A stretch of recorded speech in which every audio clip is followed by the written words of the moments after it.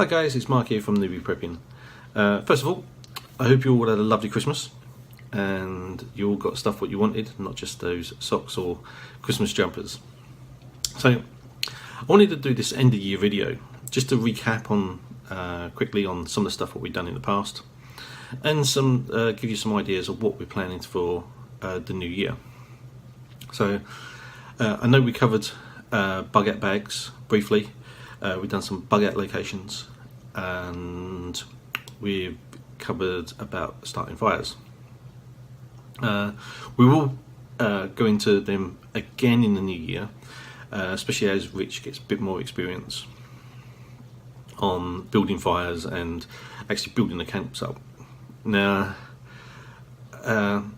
experience is really important, so please get out there and gain those little tidbits, you know, because the more experience you got, the more comfortable you are about being out in the wilds. Now, some of the videos what we've done, we started quite late this year, last year, and that was just mainly life took over. But I wanted to get the videos up and really show a different view of prepping, because you always get like the professional preppers and they do not, I wouldn't say overcomplicate, but they do forget a newbie, even though they say newbies blah blah blah blah, but they do forget, because it's the lack of experience and self-confidence that prevents people from going out and doing stuff. So I wanted, with Rich, who is a complete noob when it comes to prepping, and he even admits this, he does make mistakes and they are quite funny, and I've emphasised to him that we need to keep them bits in, not as embarrassment, but to show the mistakes what other people would make as well. Believe me, I make mistakes. I make silly mistakes, but I'll put that down to my age. So what I would like to see for next year, what we're going to be doing, is we're going to be doing a lot more camping overnights, showing you tips, how to set snares. I'm going to show you how to get fresh water from dirty streams, seawater, and putting all these into very layman basic terms so it's easy done. So one of the videos what we covered was bursting people's bubbles. Now, a comment that has been made that so they're going to listen to a professional prepper, and that's fine, you know. You know, as long as you're preparing for whatever event is gonna you feel is gonna happen, and if you feel that collecting gold and silver is something what you should be adding into your preps, go ahead. I'm not saying don't.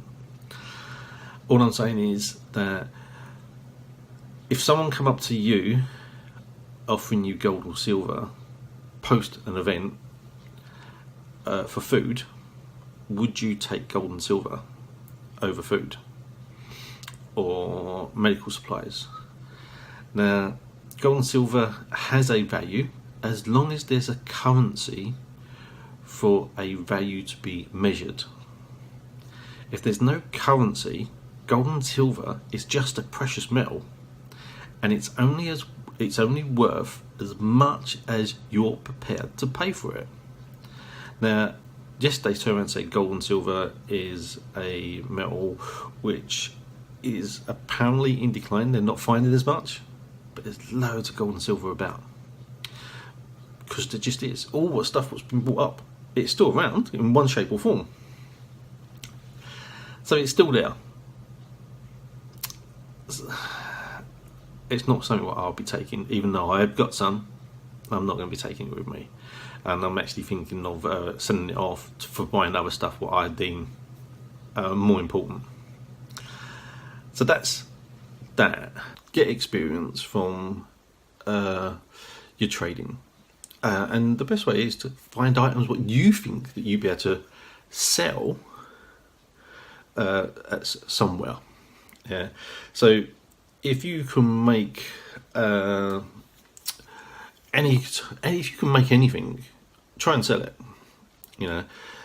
See if there's someone wanting to buy it, because if someone wants to buy it, then it's tradable.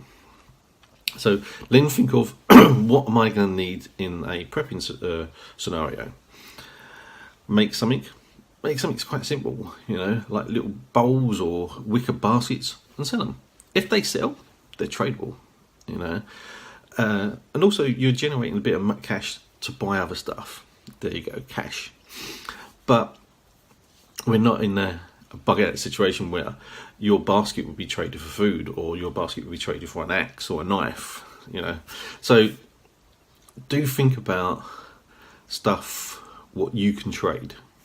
If you want to collect gold and silver, collect gold and silver. It does weigh a bit, so you're going to have to always bear that in mind. Carrying items what you believe will be a tradable source. If you believe that you can trade it, prove it. Now, I saw one video of it was a prepper, and it was from Doomsday Preppers, funny enough. Now, he managed to get some gold from the local river. Perfectly showed you how to do it. Excellent. And he was saying that he was going to go down to the local supermarket and trade his gold. Now, he went to the local supermarket, took the gold, and the person didn't want it because it was just gold flakes. They didn't know if it was gold or not, so you had to revert to using cash. I'm going to end on that. Going forward, we will be doing it's like a movie, but we're going to do it in loads of little episodes. Now, we want to try and we wanted to give, how can I say it, like an experience of prepping post an event. And so we come up with this idea. Now, some people are going to hate it, some people are going to love it. We're going to try and make it humorous, so hopefully you would enjoy it. And we're going to try and cover stuff what would be issues of the time when we're setting it in. But you're going to have to forgive us, because obviously we're going to say something's deserted and you're going to see cars moving around, you're going to see people moving around, but you just got to go with the imagination and with the spirit of what we're trying to do. So we're going to try and give advice on how to approach things after an event when there's less people around, and I hope that you're going to enjoy it. Some of the things what we spoke about, we have made it quite comical as newbie preppers. So I hope you enjoy it. Anyway, so that's one of the things what we're going to be doing, and we're going to be doing that as like a little mini series throughout the year and ongoing, to cover from day one of an event onwards. And other things what we're going to be doing, obviously tips, more about starting fires, more about water sources, more about finding food. I will do a video on skinning rabbits and cooking them, because rabbits will be one of your core food sources. So that's some of the stuff what we've got planned for the future. Now, I hope you enjoy some of them ideas, and hopefully me and Rich will be Funky Preppers meetup. I believe it's in May, but go to his website, and he has a meet up every year, normally lasting about 4 days. So this year coming, both me and Rich are hoping to be there. It'd be our first time there, so it'd be nice to see all these professional preppers who have been doing this for donkeys on YouTube, and let me know any suggestions that you might want us to do or to go over. There have been some suggestions from family members and friends who have seen the videos, so we're going to incorporate what they've said and try and explain some more. Now, I have put on quite a lot of weight. Now, I've done that, well, being a bit lazy, but I just wanted to show it is harder being overweight when you're a prepper, just getting about. So this year you will see ways of prepping and keeping fit. Now, you've got to be fit. Yeah, you can have all the experience and all the gadgets in the world, but if you're not fit, it's going to hinder and make you more well, not get around so much. That's my lack of vocabulary there. So try and keep fit as much as possible. Yeah, and again, if you've got any questions, please drop a line, send me a message. I will reply back to you, or say your ideas, or bring it up in one of the videos. So give us a thumbs up. I believe it's that way, or it might be that way, but it's one of these ways.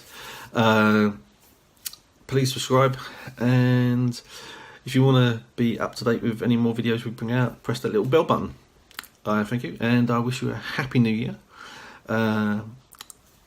Happy enough that nothing happened this year to make us be preppers out in the world. Be safe, keep getting your experience, and see you in the new year. Happy New Year.